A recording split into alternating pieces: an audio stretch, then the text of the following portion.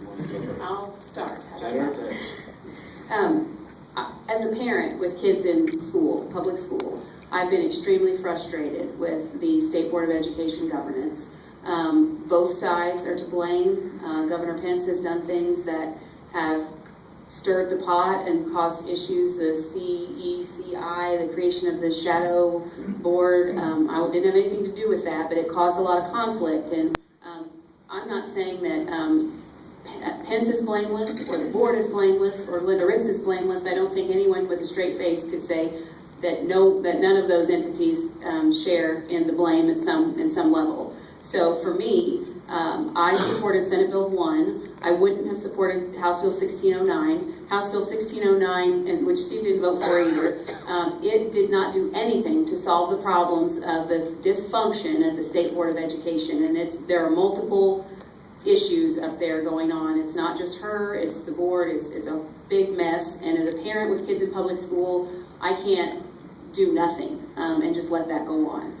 The state constitution authorizes the General Assembly to name the manner in which the state superintendent is selected, her duties, her tenure, her compensation, his or her. So it is well within our constitutional authority to take action if that's necessary, and I felt that it was necessary to do something to increase the functionality of the board.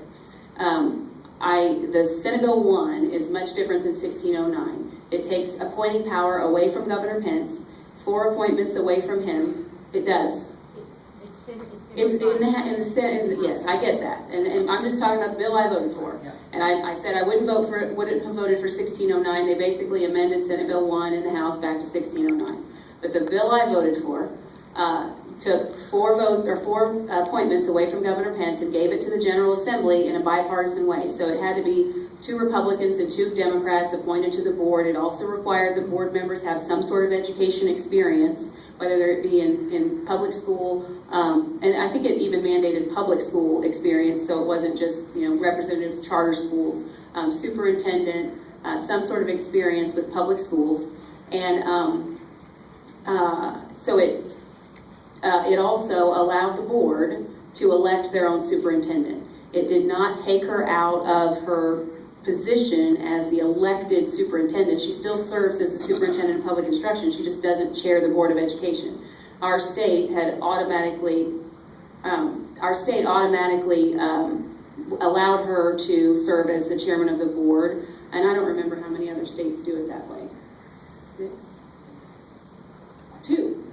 Us in Oklahoma, we're the only states that have their state superintendent automatically serve as the chairman of the State Board of Education. Our local school boards do not have the superintendent serving as the chairman of the board. So the bill puts our state in line with other states. It also takes power away from the governor and gives it to the General Assembly. It makes the board more bipartisan. It reduces the number of board members, all in an effort to try to get some functionality at the state board level. So that's why I supported it, because I don't feel like we can wait to fix it. I mean, my kids are in kindergarten, 3rd grade, and 5th grade, and if we wait to do something about it and not fix it, we'll continue to have dysfunction at the state board level, which we saw what happened with I-STEP testing and that mess. We can't continue in that manner. So. Well, can I back that up just a little bit here? How can you justify what you have just said when the state of Indiana spoke with their votes, with her having that ability to chair that position? You are now taking away my privilege of voting in the state. This has nothing to do with the teacher. This is my voting as an individual in the state of Indiana. Well, I would argue that not everybody knew that, okay, and that's not an excuse, but you know that. Not every voter in the state knows that when they voted for her, that she was chairing the State Board of Education. We were elected.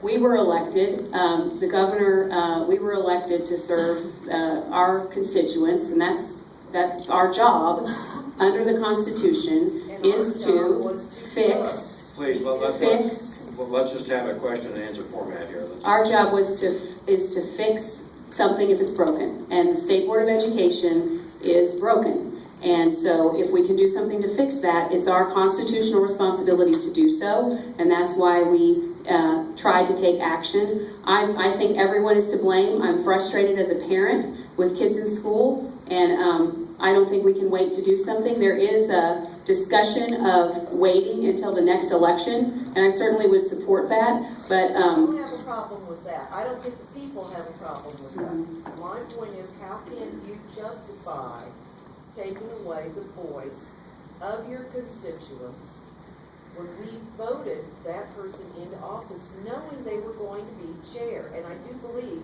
that the people of Indiana are much smarter than you give them credit for.